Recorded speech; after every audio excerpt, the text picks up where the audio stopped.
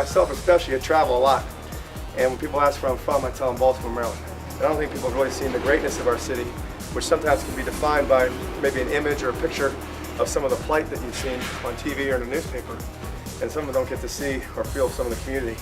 And that's when you walk up and you meet just some of the members from Habitat for Humanity, some of the other organizations involved with projects like this. You're dealing with Habitat for Humanity, who has a very well-established program. They have their own initiatives and their own goals, and particularly in Sandtown, I mean, they've really been doing the lion's share of the work in this community and helping them get back to par. When we had the charrette and we had 80 people show up for that thing, I knew we'd have the commitment from every end that we needed it, from Habitat, from USGBC, from Under Armour, obviously, they've been great.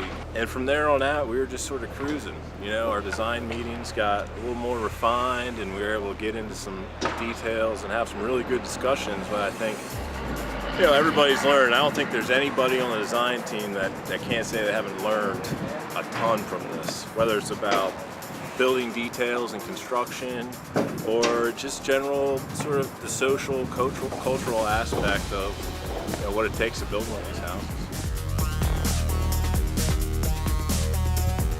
We did a pretty extensive erosion and sedimentation control.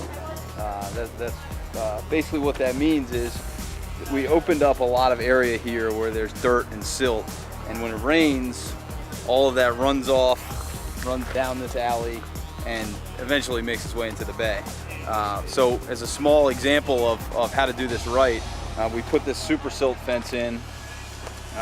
We dug out underneath here a little depression, filled it with gravel, and basically what the purpose of that is that when it rains, we don't want all of this silt making its way out there.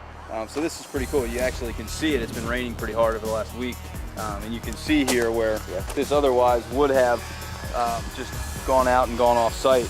But we were able to catch that silt on its way out and keep it on site. And the hype that people are starting to say, wow, is that whole block about to change? And it starts with one house, with one block.